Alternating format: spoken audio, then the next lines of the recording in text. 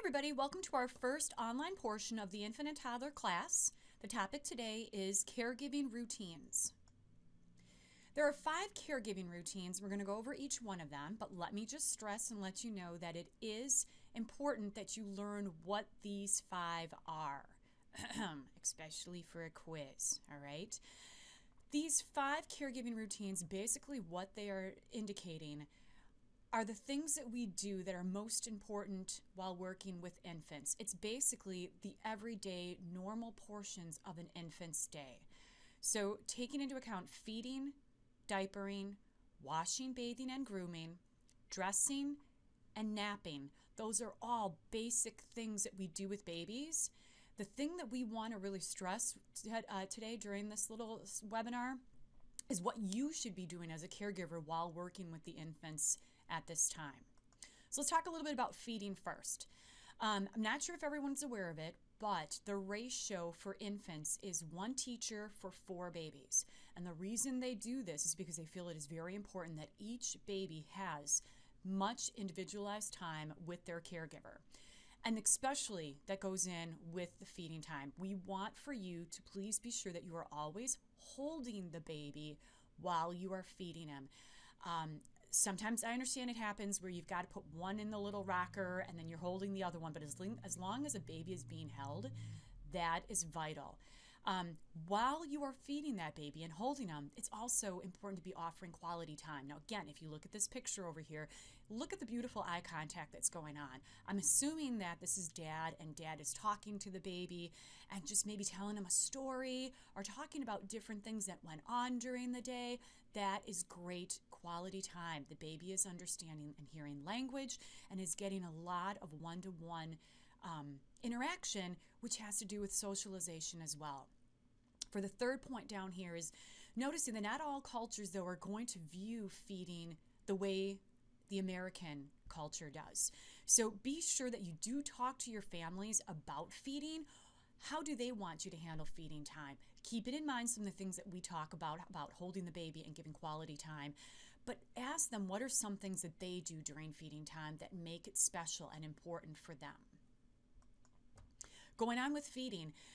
Feeding can also be something that children really learn a lot about themselves. A lot of times when children are at home, parents are feeding kids, they're scooping the spoon in the baby's mouth, they're the ones, cutting things down. And in your classrooms, I want you to especially look over here. The child is the one really who's supposed to be having this experience. It's about the child. It is not about you. So you want to, just as in these pictures, put the food out for that little guy and let him practice everything from picking it up and trying to use his fork, use his fingers, however means that he goes about doing it. This is his time to try to figure out his body and what he or she wants to eat and what they like. This is a great time for them to explore. They don't know maybe how to do things. So it is time for them to try to figure things out and experiment. So please allow children that opportunity to do this. Again, as I stated, a lot of times parents are feeding children themselves, and so kids don't get that opportunity at home.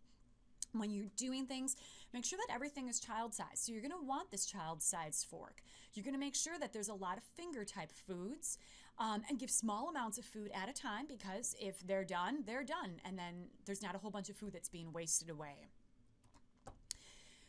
When we're looking at the infants, we're talking about feeding from jars. A couple of things that I really want you to pay attention to. Number 1, parents are always going to be the ones bringing these foods in for you, but I'd still want to suggest some things. First of all, you should really only be introducing 1 food at a time.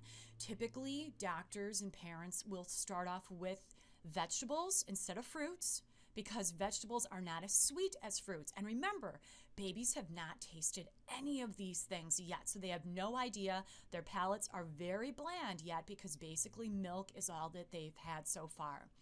So the parents are supposed to be introducing basically 1 type of food at a time. So let's just say it's green beans. Green beans will be introduced for about maybe 3 days or so. Reason for this is to make sure that there are no allergies. So before you can introduce something else, we got to make sure that the first food is safe and the child is able to take that food in before we introduce a second food. So again, let's go with the idea of We brought in some green beans. We're going to go through that for about 3 days or so, and then perhaps a second food, perhaps peas can be introduced. And then we try peas for a couple of days and see if there are any allergic reactions, how the child is taking in that type of food, and going from there. Now, keep it in mind, just because a child doesn't like it the first time doesn't mean he's not going to like it again. They've never tried these things. This is all brand new. So think about when you're trying something brand new for the first time. You don't know what it's going to taste like. You don't know what to expect. But maybe after a couple of tries, you realize, you know what, this really isn't that bad. So it's going to be the same thing, keeping those things in mind. You're always going to be dating when you're using the food.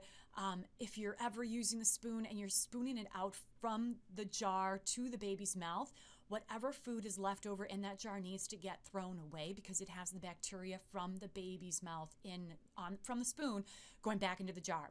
Typically what people will do is they'll scoop some out of the baby jar, put some in a dish, and then feed from the dish is what you're doing, because then you're not taking that baby's bacteria from his saliva and putting it back into, sorry about that, everybody, putting that back into the baby's jar, okay? So keeping that in mind. Moving on, diapering. This is, sorry, we missed one on there. Diapering is definitely a time for you to also be spending one-on-one time with the babies. It is not a time for distractions. I want you to make sure that when you're diapering, you're actually talking to the child that you're diapering and you're letting them know everything that you're doing. Hey, I'm going to be pulling your pants down now. And I'm pulling off one of the straps on your diaper. And here comes the second strap. Ooh, look what we found in here. Talk about it with the baby and what's going on. I don't want you to spend your time just ignoring them or doing this task very quickly because you know that you've got 3 other ones to diaper. Again, caregiving routines and a diapering is part of the caregiving routines.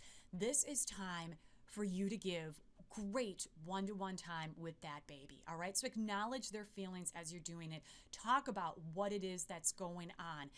Make sure that you know proper procedures, and I've got a video as part of your homework for you to review to learn about the proper procedures, because next time we have class, we're going to practice on some babies, some dolls, on how to do some diapering. But one thing I do want to let you know also, before you ever go to pick up the baby, one important thing I want you to do is before you go to pick up the baby to diaper him, I want you to get his attention, acknowledge him, say, hey, guess what, Henry? It's time for you to get your diaper changed. Let him know that that's what you're going to do, and then go pick him up and take him over to the diapering and talk to him as you're walking over to the diapering station. All right, it's just a form of respect to the baby is what we're looking at. Okay, moving on, toileting. Toileting, the way we look at toileting in the United States and in our country is it's a readiness-based approach, idea. Children kind of have to let you know they're ready to go. And so everyone's on a different timetable for this.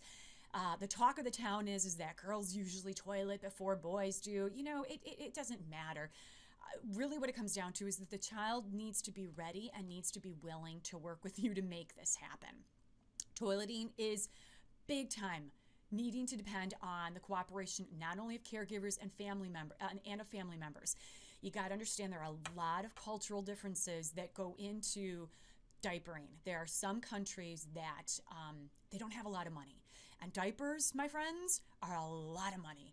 And so they're going to try to help that little munchkin toilet train as early as possible because they do not have another means to take care of that, okay? So diapers are not available, so therefore they're going to work on that toilet training thing as quickly as possible. We do have diapers available in our country. So typically in our country, between the ages of about 2, 2.5 to 3 is when we start on the whole toilet training idea, okay? Moving on, washing, bathing, and grooming. Typically, a lot of this part, you're not going to do any bathing. You're not going to do a lot of washing up. That's usually up to the parents. But one of the key things in this grouping is hand washing. This is a great time because now here's the other thing. Think about it. At home, kids probably aren't washing their hands all that often. Parents are maybe just doing things really quickly. This is a great time for kids to be able to just explore water, which is a sensory thing. Just be able to explore water and get to know their hands and get to know, what it's like to have some fun in the water. And so use before eating time, of course, anytime during diapering caregiving time, you're going to be doing some hand washing, but just anytime that they can be washing hands or playing in water is a great thing for them. One idea for the hand washing time is, because sometimes kids will just run through it really quickly, is to sing a song. Kids who are older sometimes will introduce the ABCs, and that's how kids are learning that ABC song. For younger kids, maybe just doing a really simple, fun song, even just row, row, row your boat. Sing the song, row, row, row your boat, and have them washing their hands and show them that they need to scrub in between their fingers and up and down and all that stuff. You may have to be doing that with them, especially with these really young kids. But let them have an opportunity to experience that water play and being in the soap so that they really get a good understanding of that sensory skill as well. And again, keeping in mind there are different beliefs about grooming, which is different beliefs about how clean some children should be and their clothing and how often they wash their hands and things like that. These are things that you're going to really have to pay attention to and talk to parents about. Dressing. Dressing isn't typically going to really get started until kids are in the toddler ages. So they're going to be about 1.5 to 2 years old. I would always encourage when you're doing the toileting or the diapering to have kids, help you with pulling their pants back up or pushing their pants down or pulling socks off and stuff like that. And boy, looking even at this picture, man, she's struggling, but you know what? She's trying so hard to try to figure out how she's going to get that gosh darn shirt over through her head.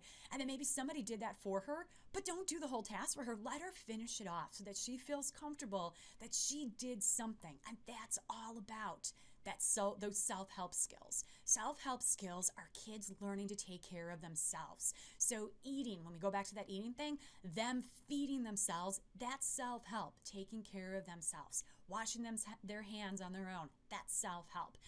That's going to help with motor coordination, all right? So always start something off for the kids maybe, and then let them try to do it on their own. It's always humorous watching kids try to put their coats on. I mean, they try so hard, and it's not an easy thing to do. It takes a lot of practice to do this. So always allow them this chance to do these things and to try to develop these skills on their own. Again, I've had kids. I know a lot of times we parents are just running out the door and you just don't have time to let the kids work on this. That's why in the classroom, you do have time. You know that. You know when you're going to be planning to take them out. If it takes 20 minutes for the kids to be able to get themselves dressed, then set up 20 minutes so they can get their time, but then that they're doing the dressing on their own before they're going outside. All right? Napping. Man, that looks great, doesn't it? Couple of different things. Number one, infants. Infants should always be allowed to take their naps whenever they need to. It should not be something where a parent comes in and says, okay, my 4-month-old is going to be sleeping at 9 a.m. and then I want you to wake him up at 9:30 and then he's going to go back to bed at 11 and I want you to wake him up at 11:30. No, friends. Infants, and again, infants are 0 to 1-year-olds. Okay, that's typically when we're talking about infants. That's the age group that we're typically looking at. That age group, those kids should be napping whenever they appear that they need it. And it's going to be really key for you as the caregiver to get to know how they let you know that they need that rest. Some kids, and the most common way is they're going to be really cranky. They're just going to start crying. And you'll be like, oh my gosh, okay, I have fed him, I've diapered him, I've interacted with him, what's going on? Oh, that's right, he's probably tired. And so that's where you're going to maybe have to hold him a little bit and get him to calm down and then have him go lie down. All right, so you're going to have to get to know them. Some kids are maybe going to pull on their ear. Some kids are going to want to, maybe some are just going to find their own quiet place and crash right then and there. So get to know your kids and get to know what's their way of letting you know that they're really getting tired. And you're going to be able to trust me. You're going to be able to get to know that about each one of them. When kids start getting to be the toddler age, then we start having typical nap time. And typically nap time is after lunch. So you're going to take the kids typically outside, then they come in, eat some lunch, diaper everybody, get them all ready, and then you're going to lie them down for a nap, okay? Keep in mind also, each infant and toddler should have their own personal crib or nap space. So no one is sharing a crib. Every baby is supposed to have their own personal crib. No one is sharing nap beds or cots. Every child has their own cot. Keep those things in mind, please, when you're working at your centers. Okay, some things to think about. I'm not going to talk too much about SIDS, which is sudden infant death syndrome, because one of you is going to be doing that for your brochure. But it's something that you do need to know about. Basically what it is, again, sudden infant death syndrome. It is a situation where a baby dies in their sleep, and there is no known cause for it. We've learned a couple of things. They happen usually between the ages of 2 to 4 months. There is no sign of suffering. But things that I want you to keep in mind, and again, someone's going to go over all of this when they do their brochure, but you must always place babies on their backs to sleep. You will never, while you have children and those little infants, never place them down on their stomachs. The rate of SIDS has dropped by 50% because we've learned this. Some of you ask, well, what about if they spit up? Babies will automatically know to turn their head over to the side and the spit up will roll out of their mouth. So it is okay for them to be lying on their back. One thing you want to make sure of when they're in your classroom, though, is that you're moving them into different positions so that you put them on their tummies when they are not sleeping, because babies will develop a flat spot on their backs because they do spend a lot of time on their backs. Why? They're spending a lot of time sleeping, all right? So make sure this is where this tummy time comes in, and I think one of you guys is also going to be talking about tummy time for one of your brochure topics. Tummy time is when the child is on his tummy during waking time, and you're going to put little objects out for him to interact with, and you should be on your tummy also interacting with that baby. Make sure that when the baby is sleeping, you have them on a firm mattress. You will never put them on a pillow. You will never put them on a couch or any kind of soft surface. There are to be no blankets, comforters, toys, pillows, nothing in that crib with the baby. It is the baby, and that's it. If you feel that it's going to be cold, put another layer of clothing on. But you don't want the baby to be too warm when sleeping. You just want it to be comfortable. So it should be a temperature comfortable enough for you to be able to just wear a short sleeve t-shirt. That's kind of what you want it to feel like in the room. All right? All right. For this assignment, or for the assignment to go with this, I'm sorry, I'm scrolling back really quick. I've got these different questions that are in here. I'm going to have you guys answer these questions, type them up, and then you're going to be sending them in to me. But I do have a separate sheet that has these questions on them. But if you're wondering where they are, they're back here into the PowerPoint that kind of goes with the topic that we talked about. So if it helps for you to go back and listen a little bit more and then try to think of some things. To answer these questions, by the way, I didn't answer them for you. You may have to do a little bit of searching. You may have to do a little bit of digging, some internet research on your own, and some of you may have experience, and that's what I want to hear about also, okay? So some of these don't have like a wrong or right answer. Some of them do. So going from your experience, or going from some things that you've talked to from other people, or things that you've researched a little bit out on the internet, is where I want you to come up with the answers to these questions.